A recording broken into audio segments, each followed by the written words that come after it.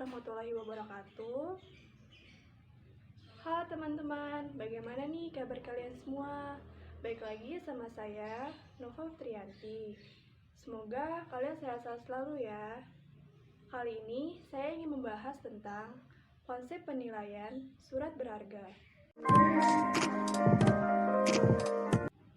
Istilah surat berharga dalam bahasa Belanda yaitu waardepapier. Waarde artinya nilai. Dan dalam kitab undang-undang hukum dagang atau KUHD artinya berharga. Sedangkan papier artinya surat berharga.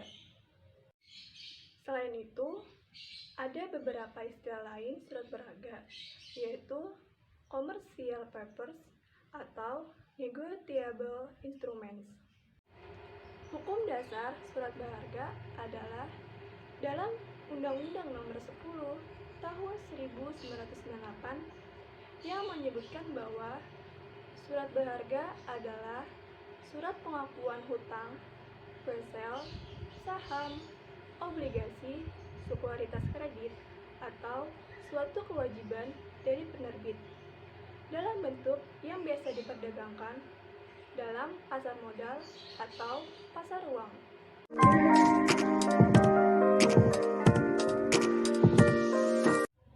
Surat berharga adalah suatu dokumen yang mempunyai nilai uang yang diakui dan juga dilindungi oleh hukum untuk keperluan bertransaksi, pembayaran, perdagangan, dan lain sebagainya, sehingga berfungsi sebagai alat pembayaran kepada pihak-pihak yang memegang surat tersebut.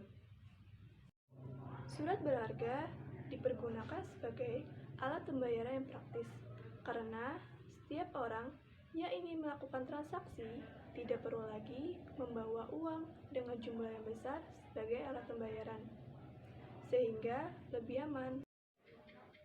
Selain karena faktor keamanan, surat berharga juga sudah menjadi mode masa kini, komoditi dunia bisnis dan ojek perjanjian, sehingga lebih menguntungkan dan lebih bervariasi.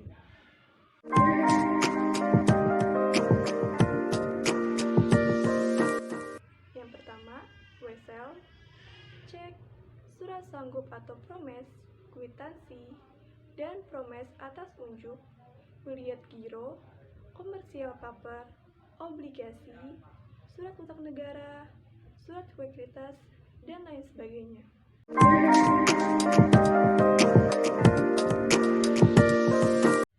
Investasi merupakan komitmen penempatan dana pada periode tertentu untuk mencapai suatu tingkat imbal hasil yang diinginkan.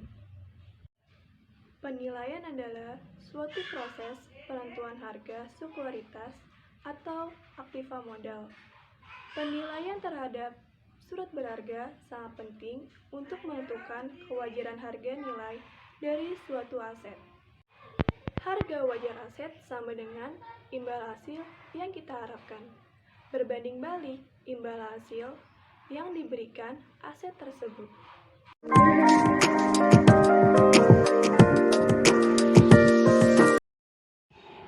Obligasi adalah suatu produk dari pasar modal, bukan dari lembaga keuangan bank atau non-bank. Tapi, bank juga bisa memiliki peran sebagai agen yang menjual obligasi. Biasanya, obligasi diterbitkan oleh perusahaan yang memerlukan pinjaman modal dari pihak luar perusahaan. Pinjaman ini memiliki tenor atau jangka waktu yang berbeda-beda, mulai dari 5 hingga 30 tahun. Kelebihan obligasi. Pemegang obligasi akan mendapatkan bunga atau kupon obligasi yang nilainya lebih tinggi dari bunga deposito bank. Selain kupon, pemegang obligasi juga akan mendapatkan keuntungan berupa capital gain, yaitu suatu selisih harga obligasi saat obligasi tersebut diperjualbelikan. Obligasi bisa dijadikan sebagai jaminan kredit bank atau membeli instrumen aktiva lainnya. Kekurangan obligasi. Tidak selamanya obligasi bersifat aman, karena ada beberapa jenis obligasi yang memiliki risiko gagal bayar dari penerbit obligasi, sehingga pihak investor tidak bisa mendapatkan keuntungan atau kehilangan nilai investasinya.